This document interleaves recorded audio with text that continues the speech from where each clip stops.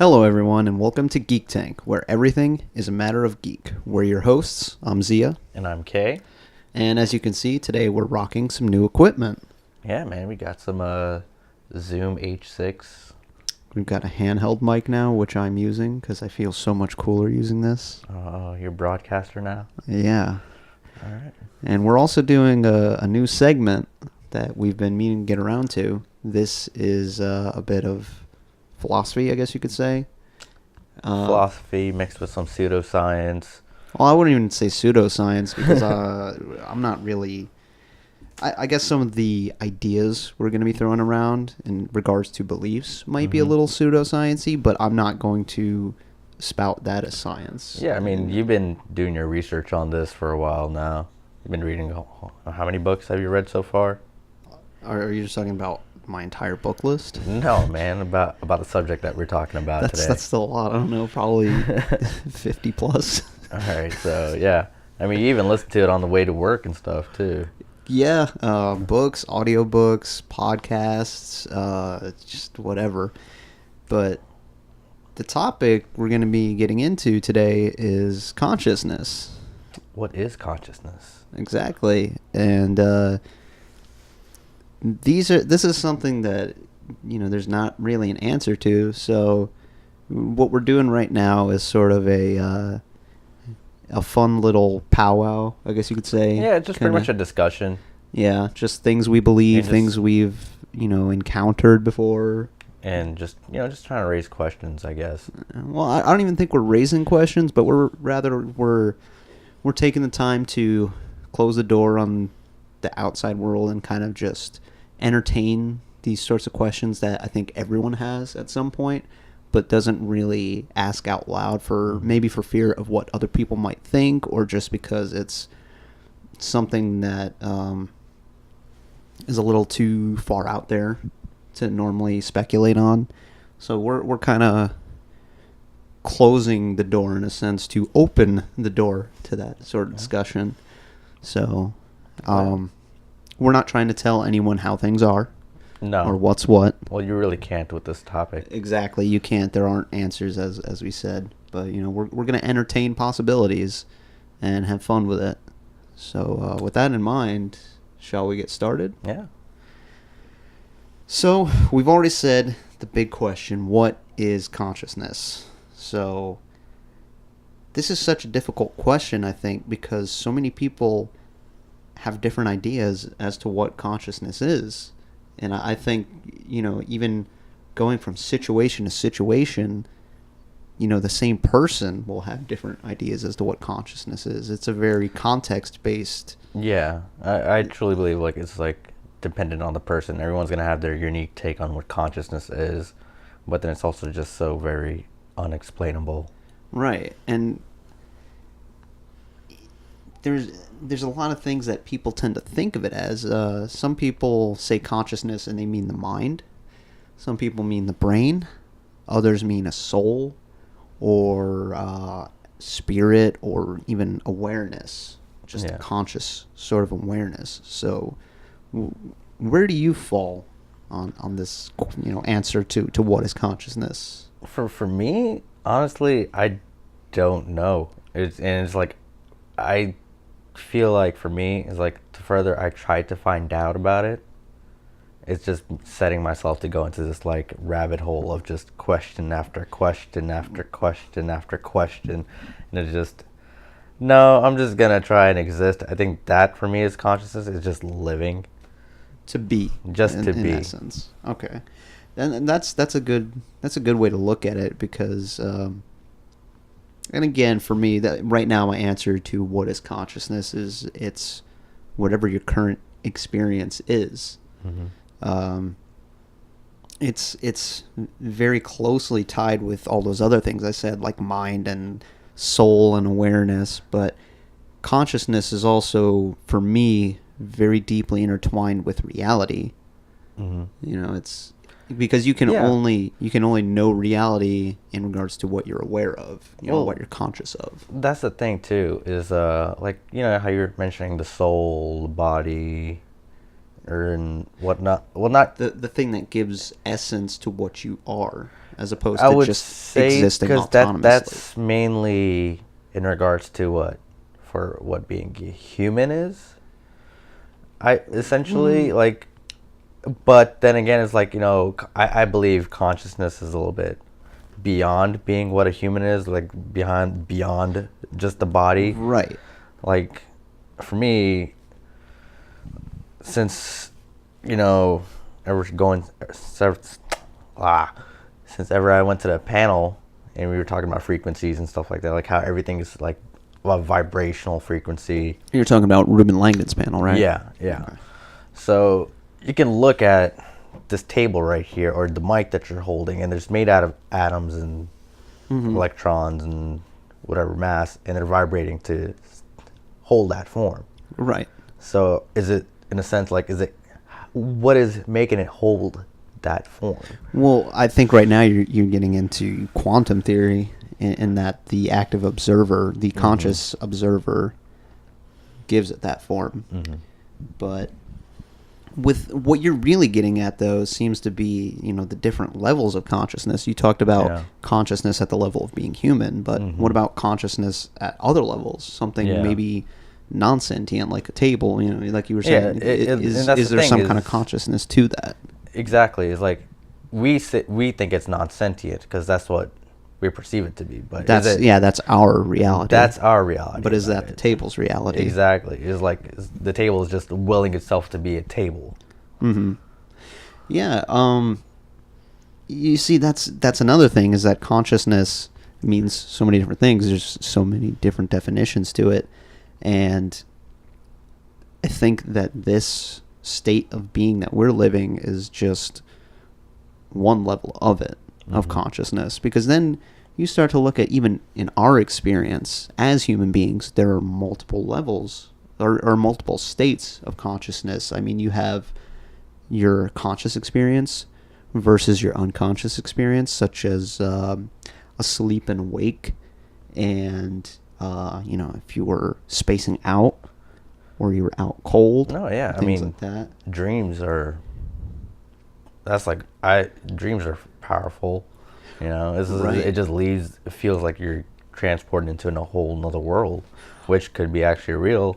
I mean, there are some cultures that I guess you could say they're more primitive, but I don't know if maybe that's not the politically correct term, but we'll say there's other cultures that they don't have any distinction between dreaming and awake. I know, I think it was one of the tribal groups in the Amazon, how they're sort of isolated from the rest of the world.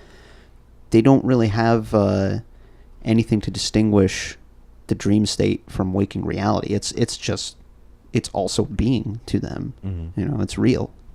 So it's interesting that dreams throughout history have played a very important role. They've always been very interesting to us as a species, and it's been used, or it's been seen as prophecy sometimes. It's been seen to put you in contact with the unconscious mind, among other things. So. Yeah, I mean, it's insane. And speaking of dreams, I mean, you can see how important they played a role in the movie Blade Runner, which is a really good example of like, what does it mean to be human? Like, what is raising the questions of what is being human, and just like, what is consciousness? Right. Yeah, it's very interesting. I think when it comes to humanity, at least, the human consciousness, I think it comes down to narratization. Basically, this idea of I, as in there's a self. Without getting too far off topic, I don't believe that the self is a real thing, as we come to think of it. I think it's just a convenient metaphor to help us survive. Yeah, I would say that's like goes along the lines of having an ego. Yeah, absolutely. It's correct. Just you need that ego to be aware of yourself. In a sense. Yes, exactly. But yeah, that's definitely one part of the human consciousness. But moving on from that, another thing that always boggles me with consciousness is the questions of where, why, who, what, and how. Where does consciousness come from? Is it something within us, or is it from without? For me, I think, like, honestly, like I said, for me, it's just to just ever live in the present moment, and that's just being conscious and just being aware of where you're at in that moment, aware of your surroundings. But if you were to distill consciousness to a thing, think of it almost like a soul, okay? We'll depict it as a little glowing ball of light. Is it something that originates from within here, or I don't know, maybe within here, or does it come from outside of us? I probably would go with, like, comes from like the outside, like there's like a source wall, it just has like these branches within everything, connected to everything, and like eventually you're gonna go back to the source wall. Okay.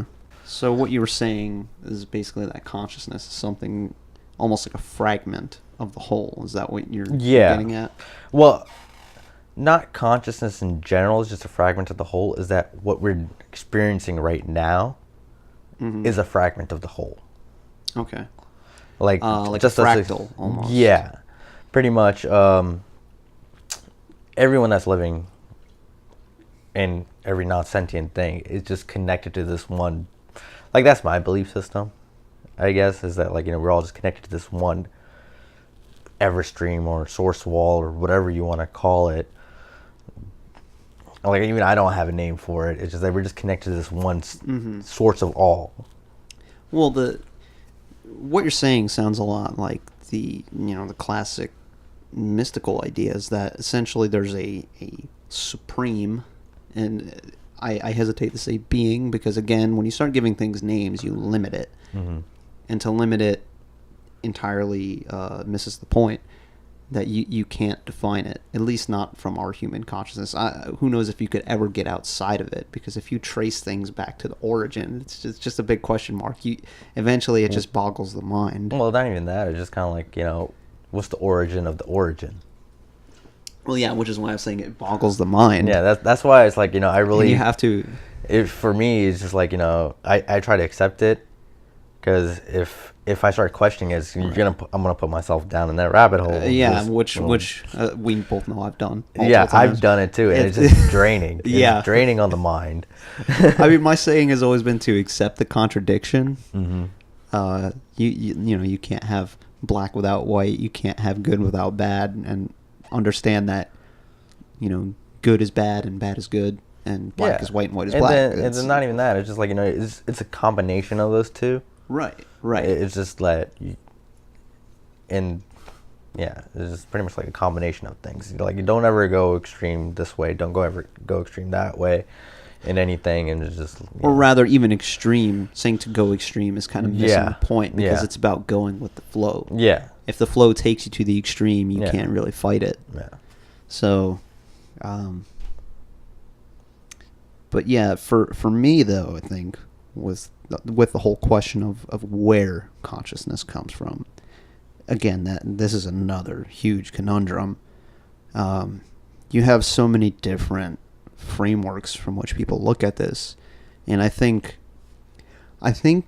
systems and frameworks are good as a means of navigating life and surviving it.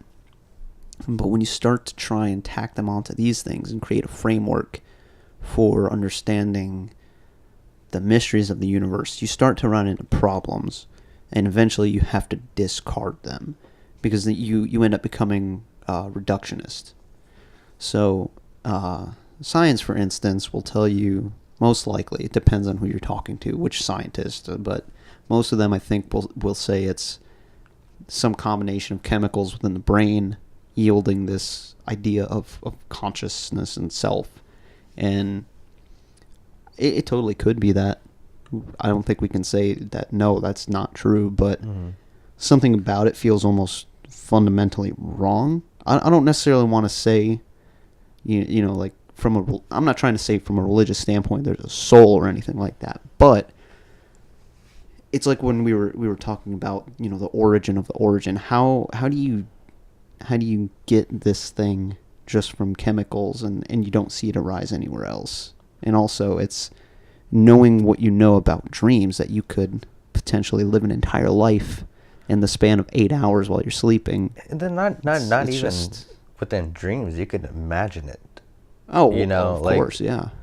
Like, that's the thing. It's see, now we're kind of a little bit off topic. I think it's like, as we were talking about like multiple realities. But then it's also still connected to the consciousness. But yeah, this is connected to consciousness, because the whole thing is with consciousness, it's also to be aware of something, right? Yeah, yeah. And if you're aware of an alternate reality, even if it's one that you imagined, is that not It intimately exists. tied with consciousness? That's another That's what I'm reality. yeah, that's what I'm saying. It's like, you know, you can imagine these whole new worlds and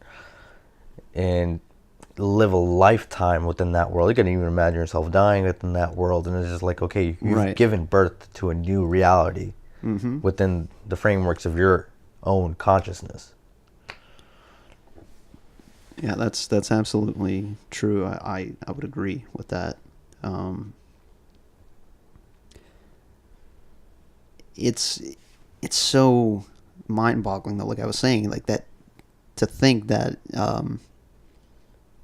your entire reality could just be something that someone else is imagining. Mm-hmm. When you, because what you were saying was you can imagine an entirely fictional reality. Yeah, And and it's like for example, like when I say that is, I'm pretty sure a lot of people have done this before, where, you know, they either see a pretty girl or a pretty, you know, a good-looking handsome dude, guy, yeah. a handsome guy, and they're just like, man, I wish I was with that person. I imagine my whole life with that person already, and then Yeah. you haven't even like talked to the person, but you already imagine yourself. You're married with that person, you have kids, whatever. You grow old, but like, Yeah. you know, you have that framework running through your mind, like this whole different reality that you've created with this other person that you have not even talked to. Yeah. I mean, what's funny, and most people don't consider, or I don't know, most people I've talked to haven't considered this, it's that anything you can imagine is possible. Maybe Yeah. not in the way you imagined it, but it's possible because you can't imagine something impossible. And then- everything you know is a reference point. Yeah, and I always lived by that saying too. It's like, you know, nothing is impossible. It's just that we haven't thought of a way of making it possible yet. Yeah. I mean, at some point, you know, someone probably thought it was impossible to fly, but they imagined a human flying. Yeah. And now look, we fly. Yeah. We do it through airplanes. Mm-hmm. And I don't know, are there jetpacks? Yeah, dude. I've seen the water jetpacks, but I don't think we have like rocket propelled jetpacks. No, we have rocket propelled jetpacks and everything like that right now, but So there you go. That's people fly. it's it's not practical yet, though. Right. But it's getting there. In Yeah, the future, we can assume obviously. it will be there. It'll be like the Jetsons. But then that's the other thing, right? Is how does technology play a factor into consciousness now? Now that we have AI coming out, especially which was represented in Ghost in the Shell, Blade Runner, Near. Right. Yeah. See, when you get into those things, then you do have to wonder: is consciousness exclusive to humans? I think we kind of answered that already. That we don't necessarily believe that, but now I guess we can kind of alter the question a little bit and say, What does it mean to be human? right? Can something else, non-human, have a human-like consciousness? Yeah. Because in each of those ones that you just mentioned, you have cyborgs and androids and whatever that all have human-like consciousness. Mm-hmm. And yeah, I mean, so the lines are going to start becoming very blurry, and I'm pretty sure it's going to start happening within like the next 10 to 15 years. That's my theory. That, you know, there was a great scene in Ghost in the Shell where Major is having conversation with Bato, very philosophical conversation about what does it mean to be human. You know, her body's 90% all cybernetic, and it's just a brain within that shell. And he's like, well, what does it mean to be alive? You know, am I my body, or am I my brain? Like, what is a soul?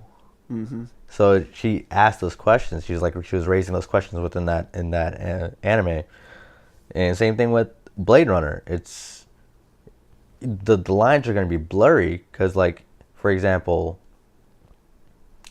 whether Deckard fell in love with the replicant, whether he's a replicant or not.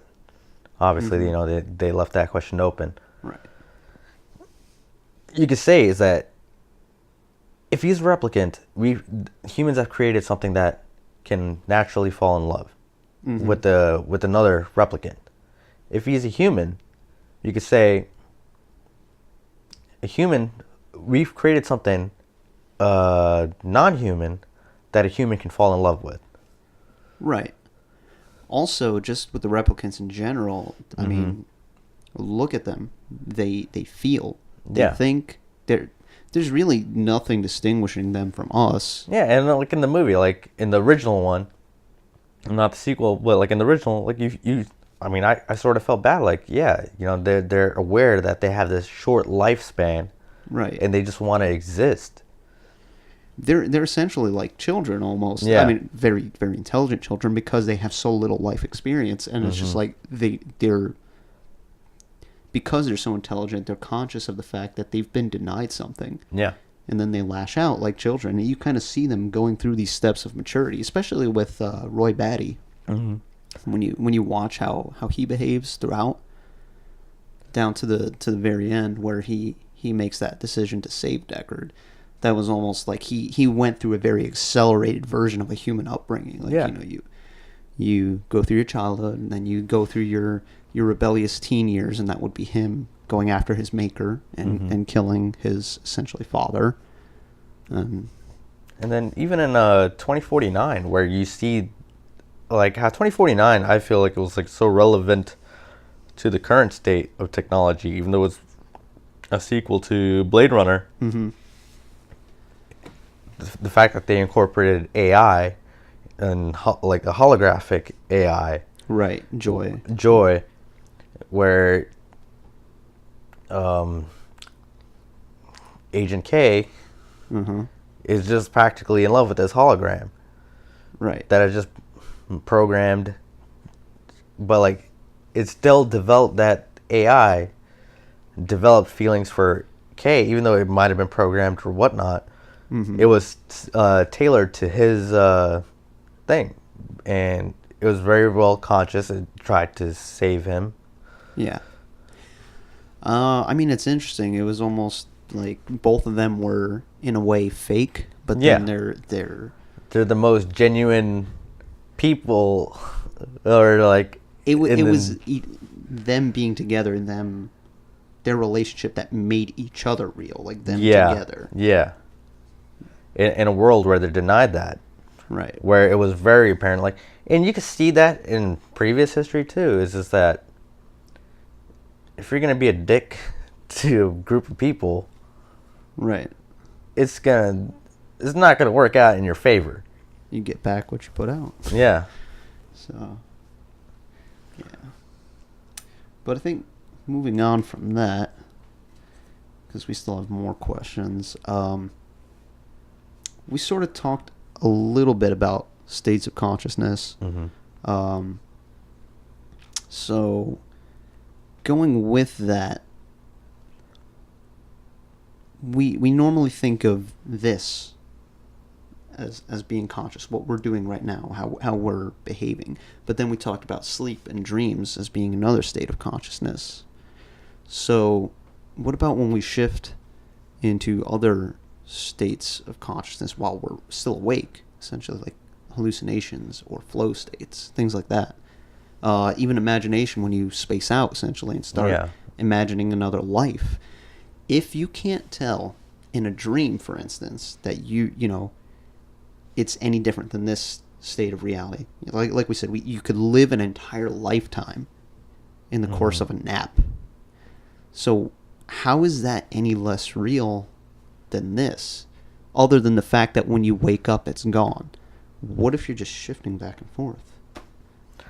That's funny because I believe there's a TV show like that, and I think I mentioned this TV show before.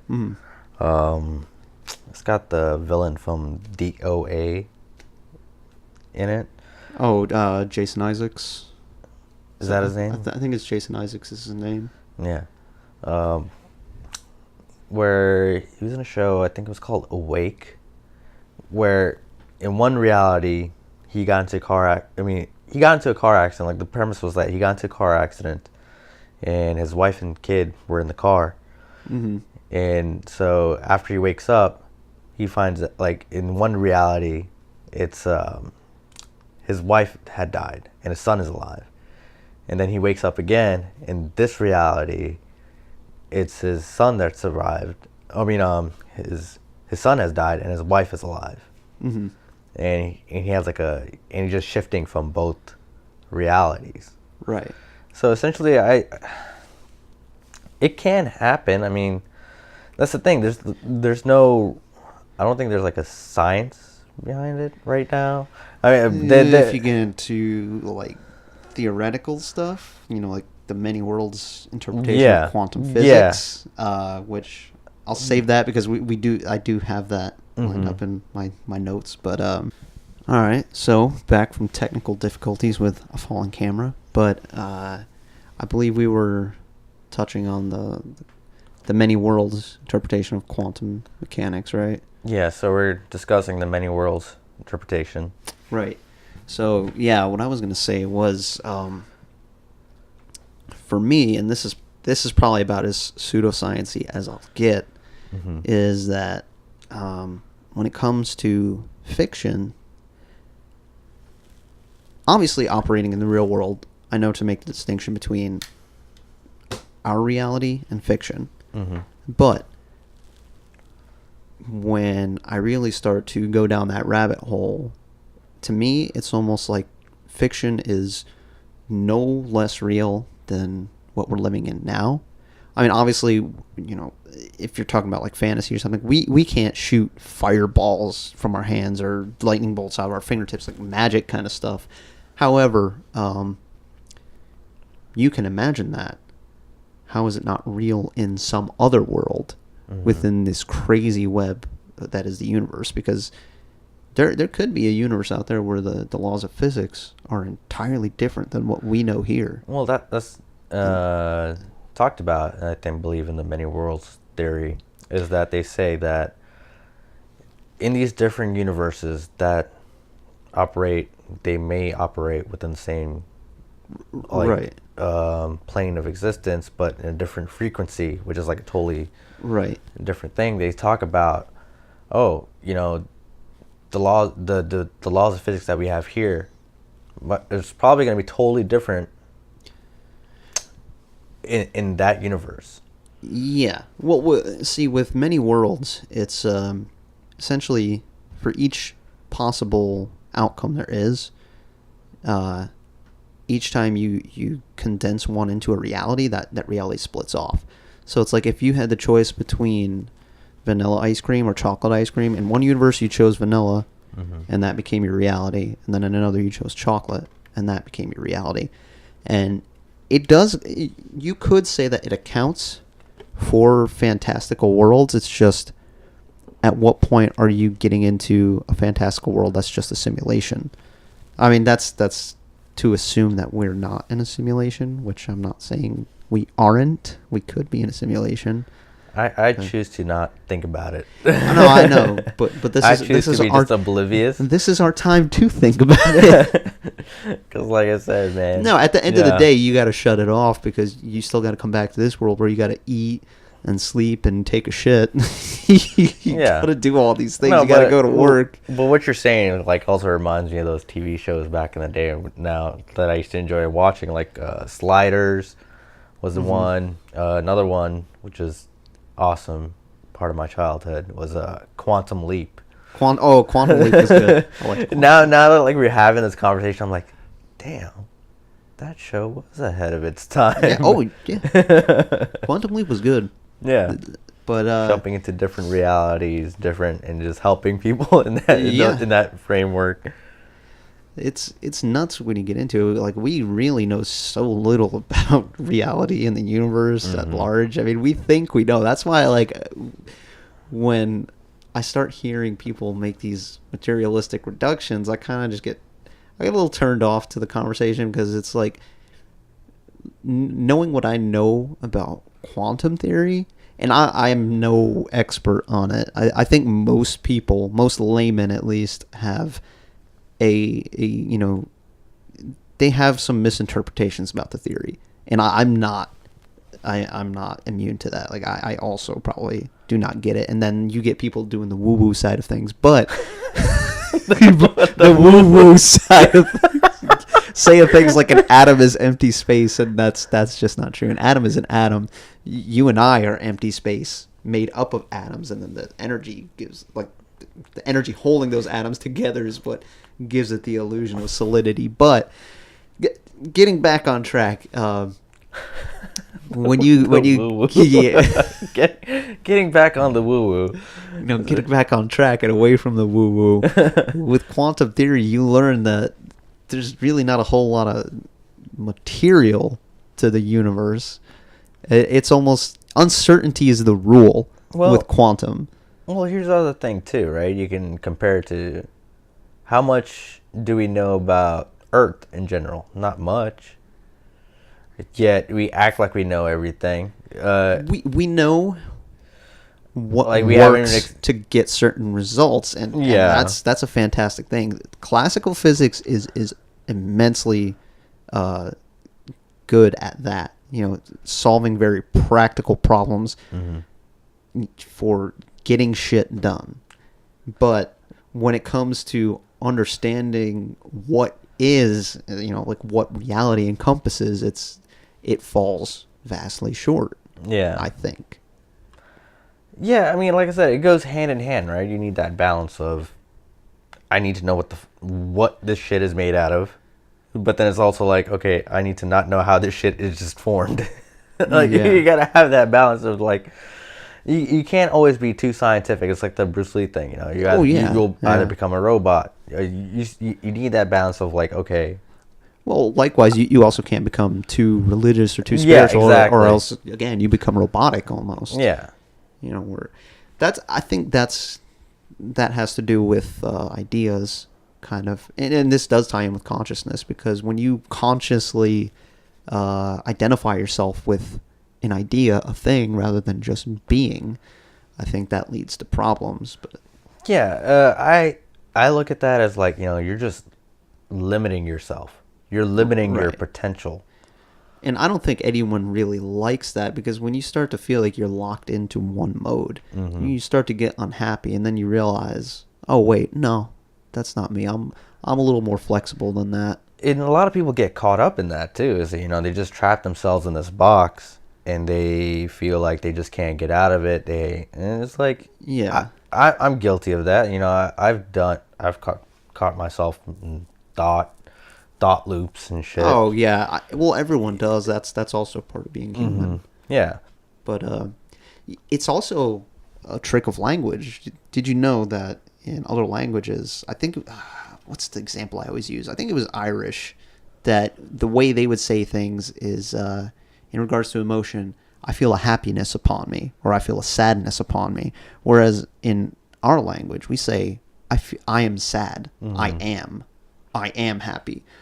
No, you're not that. You feel this. Yeah.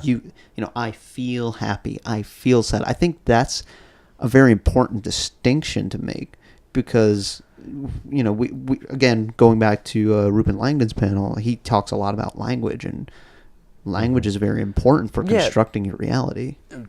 And that's when I portray that feeling, I usually try to focus on my language on that too. It's that, like, I'll say I'm happy where I'm at right now. Right, you make that distinction. I can't predict where I'm going to be tomorrow or 5 minutes from now. Yeah. Or, so it's like I'll try to make sure it's relays the message of the present. Right. Yeah.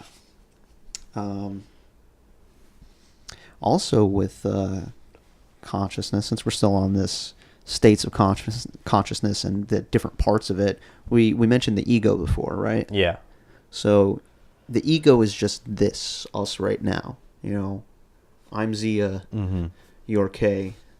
We are having a discussion, but this idea of I and you, ourselves, that's only one part of the mind. That's a very limited part too. The conscious mind is not nearly as large as the unconscious mind or the subconscious or whatever you want to call it. Have you ever just had a moment where like you knew something without really thinking about it? It's just like you knew it intuitively. Yeah, man. I predicted something this weekend. I was weeks thinking ago. that exactly right now. But did you know it by like consciously like going through everything like Batman, or did you just know it? You just kind of knew it and acted on it, right? I guess. I was just like, I saw the signs and I was just like, yeah, that's that. You saw the signs and then you consciously picked up on, oh, wait, these are signs of this. But what really like picked up on that? Well, I have no idea, man. To be honest, it was just like, See, recently I read a book, and I was telling you about it at work before. It was the origin of consciousness and the breakdown of the bicameral mind. How's that for a title? It was who's it written by? Julian Jaynes. This was back in the 70s, so it's actually an old theory, but I think it's having a resurgence now that people are looking at it. I don't agree with this theory entirely, but I think it's vastly interesting, and I think some things in it hit true. And one of them is that it talks about how the unconscious... Well, it talks about the right temporal lobe of the brain, the right hemisphere, that it's more spatially aware. So it kind of takes in your surroundings at large and kind of works on problems. And in the past, this guy basically formulated a theory that people were always hallucinating, and that when you talk about like the ancient Greeks, for example, he uses the Iliad and the Odyssey a lot for his examples, but in the Iliad, the people are actually talking with the gods, the Greek gods. And he's like, yes, they really were. That is how their minds worked. They would hallucinate the gods. There was no distinction between it. Like, they would see an idol, and that was the god, and it was speaking to them. It was their brain telling them what to do because they couldn't make decisions. They were like automatons. See, that's the really crazy thing with consciousness and intention and like your will, is that you're able to do crazy feats that some people just can't do, because like you've intended, you set your consciousness on that frequency, whatever you want to call it, on that path with your will. Like you have that control, and it's just like, I'm gonna fucking do this. Yeah. And then you'll do whatever you have to within the constrictions that are to make that happen. That may seem almost superhuman. A good example of that is, I would say, is like the movie Split. I mentioned a lot of movies because you're the movie guy. I'm the movie guy. Like, those are like my reference points, I guess, in a sense. Whereas mine are like books. Things like that. Yeah. So, the character that James McAvoy he plays, he's got like all these personality disorders, and one of them is the Beast, and his whole body just transforms for that personality. And that's something, I guess, that goes along with the bicameral mind, is that like your consciousness plays into what your reality is and what you can do. Fuck around with the physics and reality. Right. Well, again, and I might be getting into the woo-woo side of quantum physics now, is that reality is not really set in stone until there's a conscious observer I like how in you the said. mix. Hold on, I like how you said reality's not set in stone, but then it's like yeah. the reality stone. Okay, Thanos. But yeah, no, it's again, this is getting super speculative right now. But what if the laws of physics are more like habits that it tends to follow? Because again, like we're creatures of habit. What's to say, the universe isn't sort of like that if it's a conscious being too? Mm-hmm. What if it just follows certain habits? And what if our conscious observations and our beliefs about how things should behave sort of set the what's the word I'm looking for? Set the standard. Yeah, I mean, like I said, I said earlier, for me, if I was like to compare it to like a comic book or superhero, for me, it would be like the Speed Force, right? Uh-huh. There's a Speed Force that's the supreme consciousness, that's the source of it all, and everything and everyone has a part of that Speed Force, is part of it, but certain people or certain things, know how to manipulate that Speed Force. Which you're getting into very mystical, occultish kind of ideas right now. Which that's again, it's been throughout the whole world since the beginning of time. It's just DC dressed it up in superhero kind of lingo. Well, I mean, this story's been told over and over in many different forms. Oh yeah, and I think people unconsciously tap into it all the time. Yeah, I can say right now as a writer that I've written things and then gone back while I'm revising and I'm like, where did this come from? What? No, I mean like you mentioned earlier, flow states, right? Yeah. Are we not capable of kind of manipulating time in a sense? Oh, absolutely. You when you're in a flow state, time seems to just disappear. It collapses. There's states where, and it's different for everyone. You're at work. Work just seems time drags by. A minute feels like an hour. Yeah, so it's like, in some way, our consciousness can actually manipulate time. Not like that. I totally believe in some way that we're able to just, like Doctor Strange, just have a fucking eye of Agamotto and just fuck around with time. I mean, using our consciousness. What most people tend to forget, and everyone knows this deep down, it's just we all forget it at times, is that time is just another metaphor. It's not a real thing. Time, things change like that. That much that's certain. There's no denying that. Things change and things flow, but time is in minutes, seconds, hours, whatever. They don't exist. There's just now. There's one moment. Past, it doesn't exist anymore. Future, it doesn't exist yet. It's all in your head, past and future. You experience a memory of the past through the present moment. So the past is not fixed and immutable. It's always changing based on your current perception of it. And the future is the same deal. And you create the present moment. Yeah, we've all had that experience where it's like, oh, I wish I did this back then. Right? We've all had that thought. Then, you play it out in your head, if I had done that, things would have gone this way. Right. It's interesting that when you get into things like NLP, neuro-linguistic programming, it's this idea of when you start to think like that, what if you go back and change the memory in your mind? Yeah. And then you essentially change the past. So you can take a particularly unpleasant memory, maybe something that affects you really badly in the present, and change it into something good. Yeah. So it no longer affects you in that way. Or you turn a negative into a positive. Yeah. And that's all through the power of your consciousness and your brain.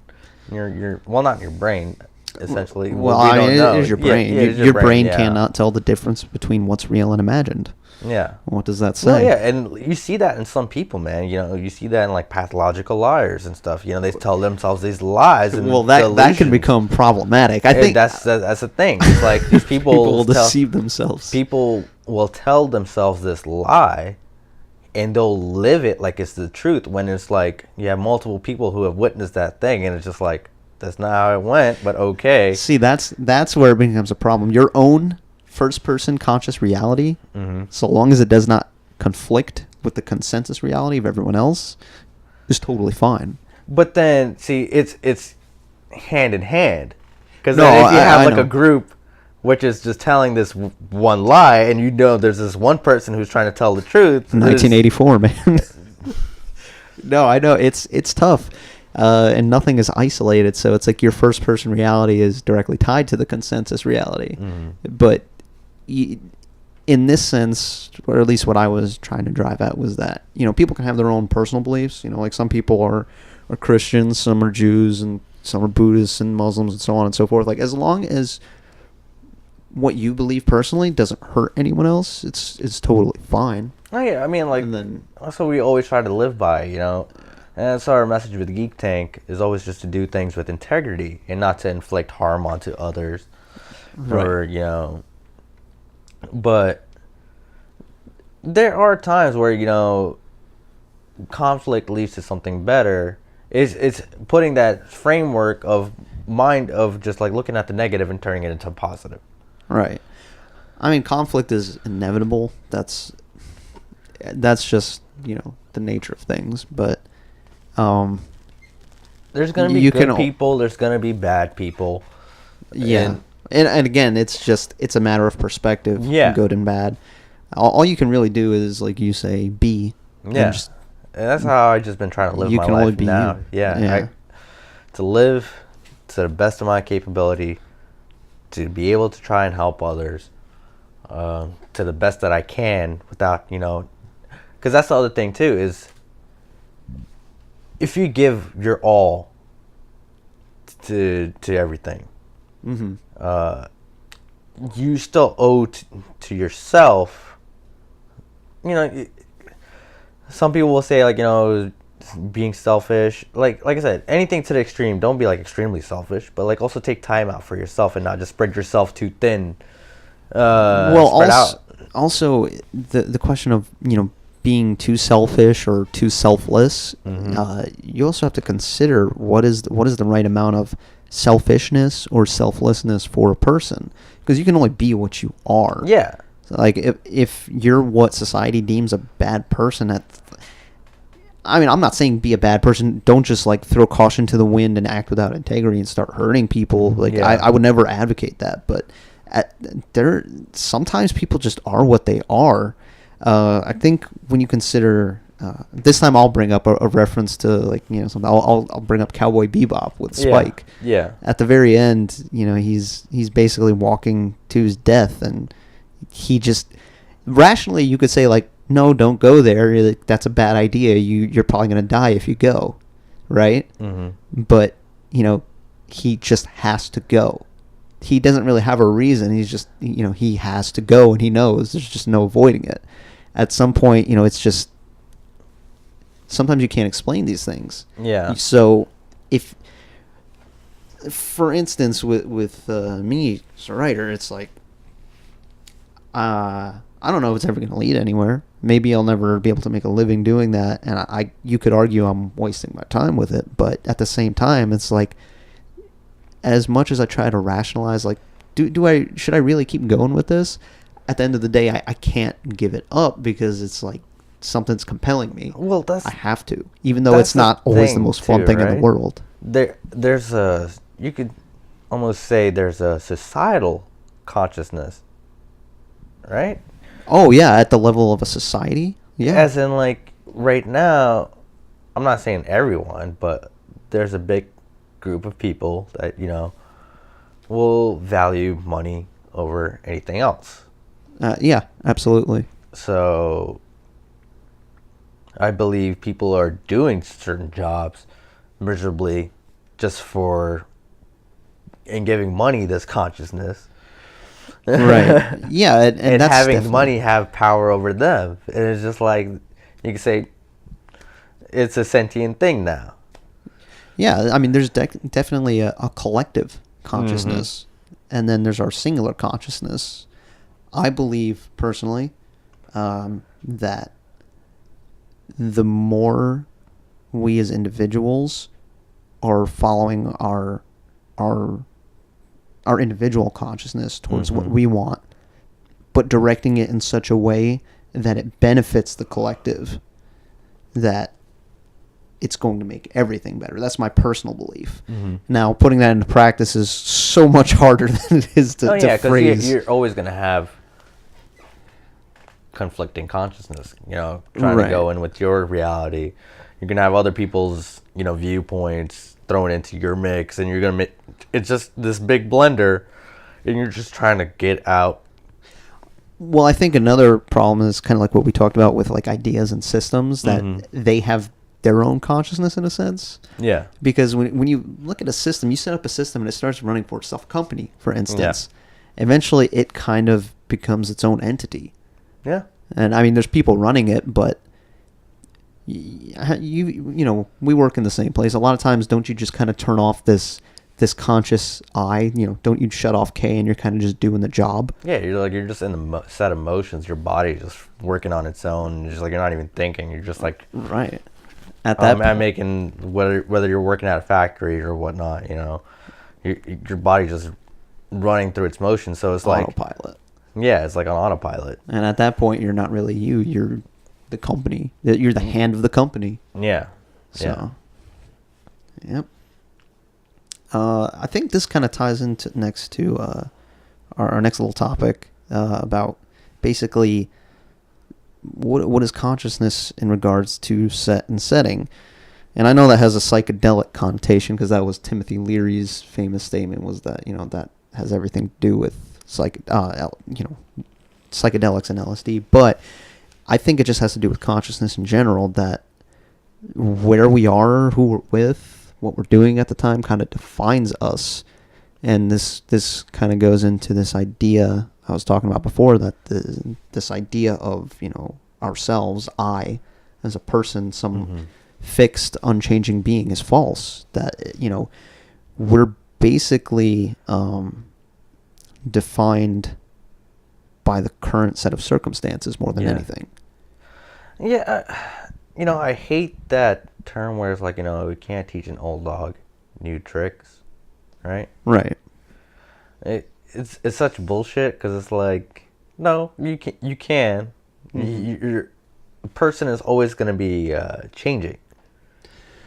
Well, I think neuroscience has found that the brain retains a lot more plasticity than we used to think, and that there's a lot of older people that, so long as they keep themselves active and learning throughout their lives, their brain never loses that. They are constantly learning new things. I'm not even talking about like learning new things, and as in like being able to play the piano, as in like just changing your personality.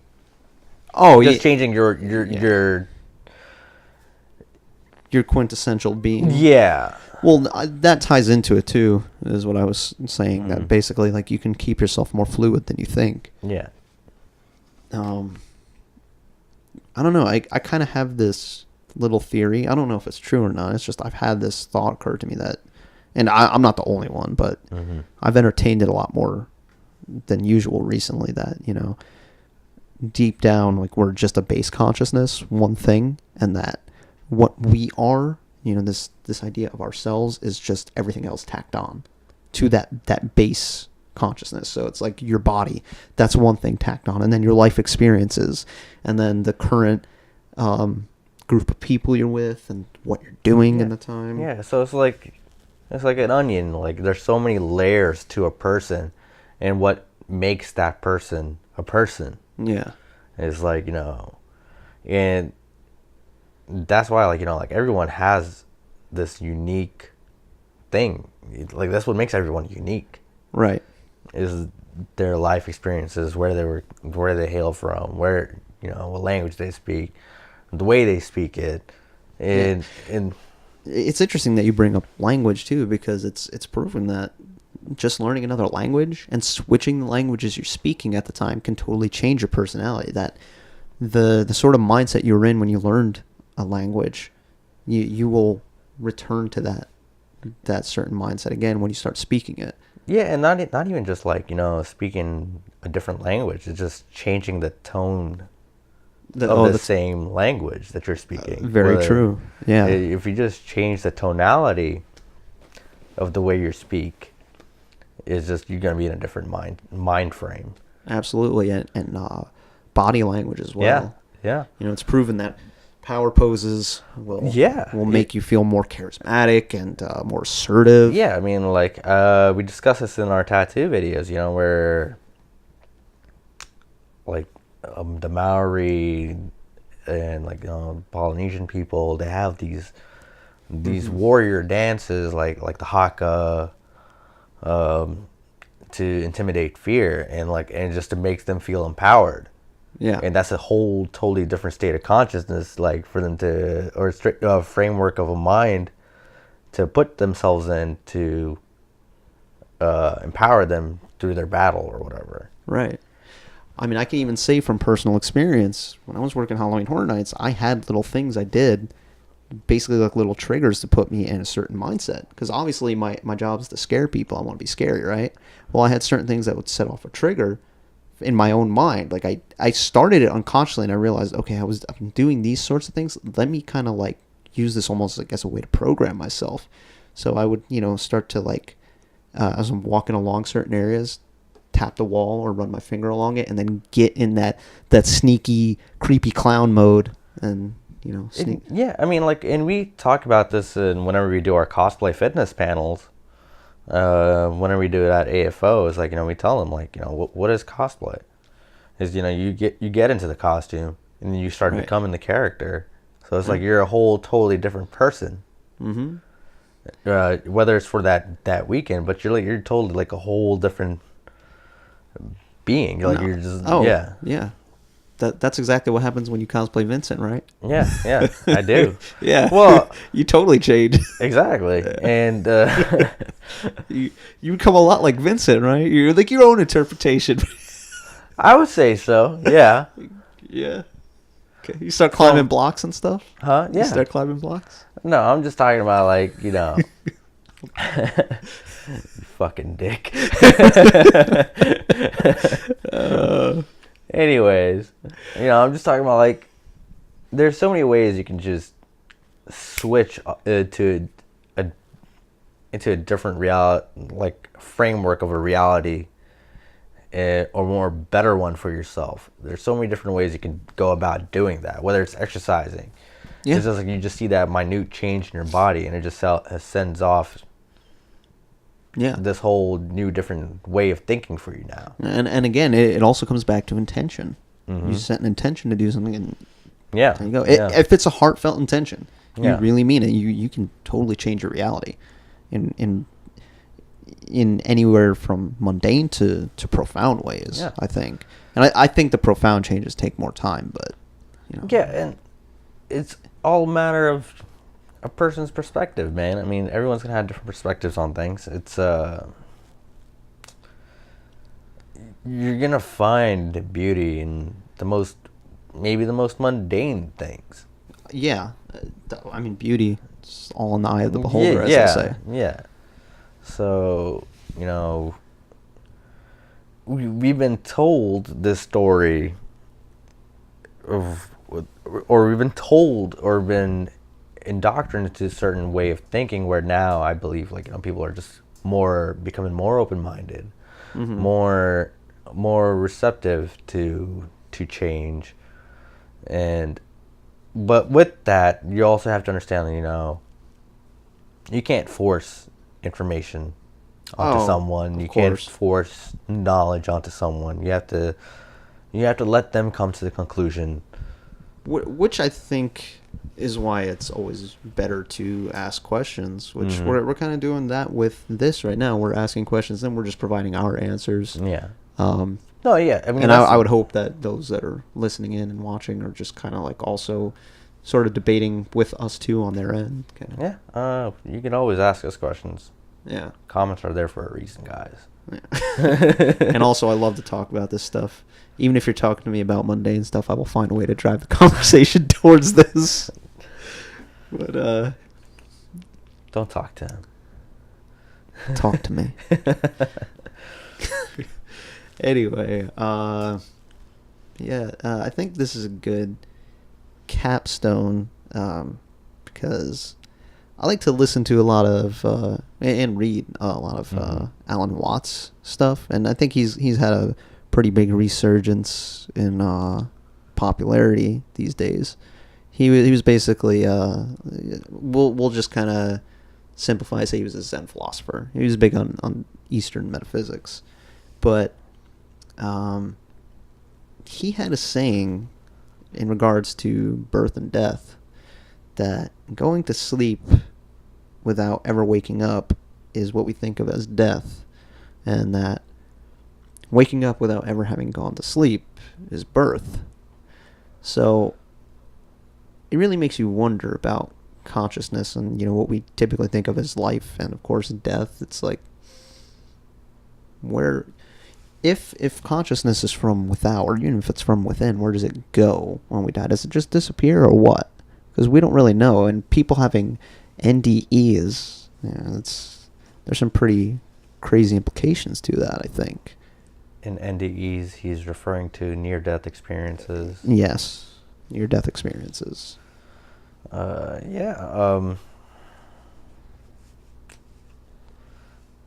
honestly don't know how to answer that, man. Well, I don't know either, but that's the crazy thing with consciousness. It's like, how do you answer it? People will swear that those experiences are real, but then you have someone who hasn't experienced it who just kind of chalks it up to a hallucination. And it's like, who's right? Well, that's the thing about story now, is it right? Story? Like, in what way? That's not just like, people are going to tell a story, whether it's real or not. Mm-hmm. It's just a story being told. And this is true. It's trying to make some sense of what we've experienced. I think the only thing separating this from something like that is that we've had so much more time navigating this, mm-hmm. that we know how to turn it into a story better. We've developed the words and the thought systems and all the frameworks for reality that are this conscious reality, whatever it is. Well, that's the thing that we were talking about earlier, right? It's like we know how to label things and break down things and just put ourselves in this like a box that just limits us. I don't think it's intended to limit us. I think it was always intended to help us. Yeah. So it's like we started calling trees because that way, there's apples in trees. And say, hey, go to the tree, there's food there. It was all about survival and navigating this better. Mm-hmm. I think it's just along the way we and it's not that people don't know, it's that we forget that that's not what really is. No tree is a tree. If you get what I mean. Like every tree is its own unique thing. It just lines up with that symbol we have with the tree. That's just like who we are. Yeah. Who you are right now is not who you were 5 minutes ago. Yeah. I was playing footsies with you. Why are you doing that, man? That's weird. Stop. I didn't know your foot was there. So I just ignored it, but now you had to make me conscious of it. Thanks. You made me conscious of the fact that we played footsies for a second. Oh, man. What is wrong with you? Yeah, that's what makes us people, because we're all unique. And I'm just playing footsies with you. I'm like, oh, that's a unique feeling. I was like, what are you doing? I was like, I moved it just without even really thinking, but now I'm thinking about it. Thanks. Consciousness, people. I'm not conscious of this, and it's going to be hard to forget. Yeah, you're conscious of me playing footsies with Zia. Why'd you move your foot now? Well, why do you think? You made me conscious of it. I want to be unconscious of it again. Well, you can repeat that to yourself over and over, and you'll believe it never happened. But all right. Anyway, I think that's a good place to wrap this up, right? Because I'm now conscious of the fact that I need to use the bathroom. Yeah, I do too. So anything else you want to add? Any closing remarks? Just exist, man. To everyone that's listening, just do it with peaceful intention. Don't hurt anyone. I'm not gonna tell people what to do. Oh, but yeah. What I will say is just live your life with integrity. Well, I was gonna say, don't take any of this too seriously. We're just speculating right now. Keep on interrupting what he's saying. Shut up. No. Yeah. What I was gonna say was, we're not trying to tell anyone what to believe. Just, restating that this is just us having fun, speculating, shooting the shit. So, we hope we've given you some food for thought. Yeah, it's just you enjoyed this. Yeah, it's just Zia trying to make me look stupid with all the books he read and all that. Gotta stroke my intellect, right? Yeah. No. Stroke I read this stuff intellectual because ego. I read this stuff simply because I can't help it. I'm like Spike. I'm somehow compelled, even though I'm just like, man, I'm just making myself go further down the rabbit hole and getting stuck in thought loops, trying to figure it out, and then it's just like, dude, why do I do this to myself? It gets so draining. Why do you think I'm tired all the time?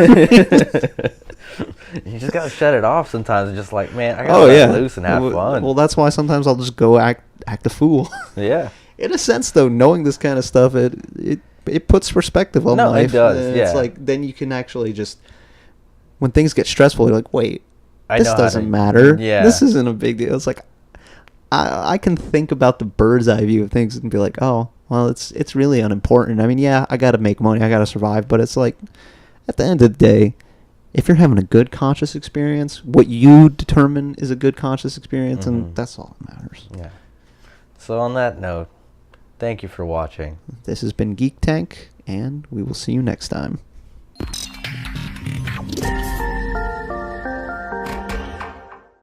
Just want to let you know, I know we're having a serious discussion and all, but about consciousness.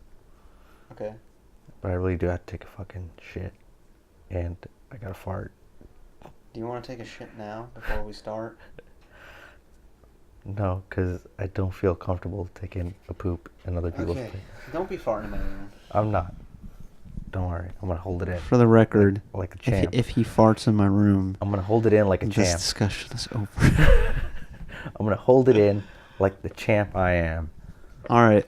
This is going in the bloopers, You're going to smell the bloopers. Is that what you leave in the toilet? You leave little bloopers floating in the toilet? Oh, I'm feeling that workout today. Today was supposed to be a light day. So much for that. Let me know whenever you're ready. My lips are chapped. Yeah, mine too. I got some chapstick. Okay. Wow, you just walk around with chapstick on you? Yeah. What the fuck doesn't? Me. That's horrible. And probably 90% of the population. No. I have chapstick in my drawer here, but...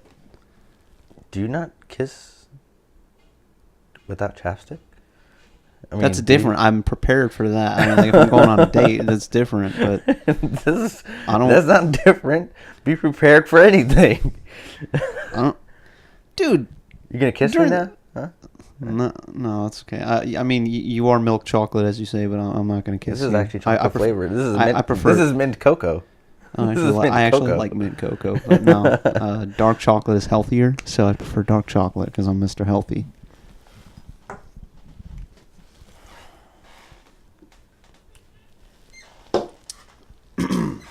Anyway. Are we good to go? Yeah, we're good to go, man. All right. 3, 2, 1, and we're going. Hello, everyone, and welcome to Geek Tank. See, that was loud. The levels are not just for that. Don't be like that loud, man. Okay. What? That's what I was saying. That's what I was asking you. Oh, I didn't think that was that loud. All right, just normal. All right, 3, 2, 1, and we're going.